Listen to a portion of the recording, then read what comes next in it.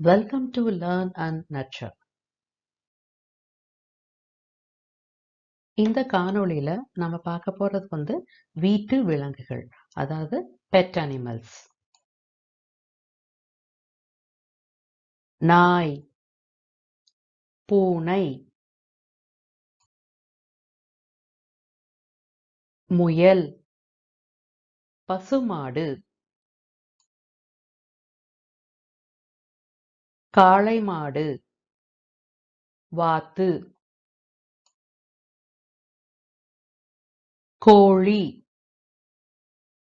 சேவல், கழுதை, ஆடு, எருமை மாடு, குதிரை, கோவேறு கழுதை, பன்றி, கிளி, புறா, செம்மறியாடு, வான்கோழி, அன்றில் பறவை, மஞ்சள் கொண்டைக்கிளி, வெண்புறா, மீன்.